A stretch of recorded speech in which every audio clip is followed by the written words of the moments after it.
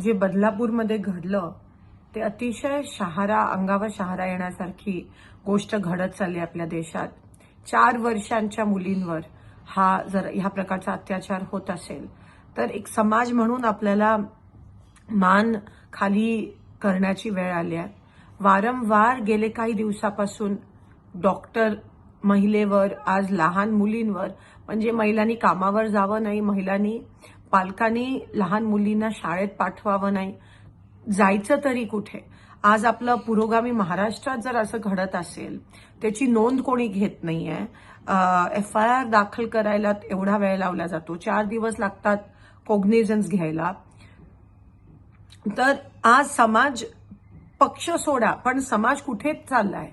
आणि मला एक सांगा, जेव्हा गुजरात सारख्या ठिकाणी जेव्हा काही रेपिस्ट ज्यांनी महिलांवर बलात्कार केलाय, जेव्हा त्यांना हार तुरे घालून त्यांचा स्वागत केला जातो, त्यांची पदयात्रा काढली जाते, तर ह्याचा परिणाम समाजात काय होताना दिसेल?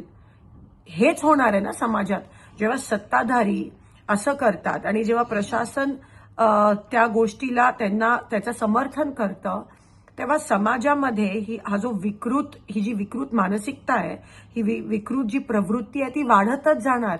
मग नेमकं आता काय करावं? हताश होऊन बसायचं का घरी सगळ्यांनी? कोणाकडे वळायचं? समाजाने ठोस भूमिका, आता समाजाने सगळं हातात घेण्याची वेळ आली आहे का? आणि मधूनच आता ठोस भूमिका, कारण का राज्यकर्त्यांवर, प्रशासनावर आता काही भरोसा राहिला नाहीये। त्यांच्यावर अवलंबून राहून फारसं काहीच होणार नाहीये। हा जो तीव्र निषेध होतोय तो आता रस्त्यावर आणण्याची वेळ आली आहे आणि ते आपल्याला दिसतंय आज बदलापूरमध्ये जे काही घडतंय, आणि अतिशय ते रास्त आहे जे काय होतंय।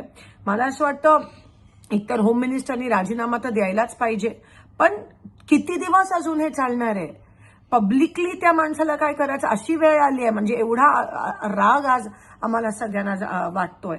आणि फास्ट ट्रॅक कोर्ट्स लवकर होऊन जेव्हा नोंदच होत नाहीये, तेव्हा ही मानसिकता, अशी विकृत मानसिकता वाढतच जाणार आहे, कारण का वरून समर्थन मिळतंय। मग नेमकं करावं तरी काय? महिलांनी जायचं तरी कुठे?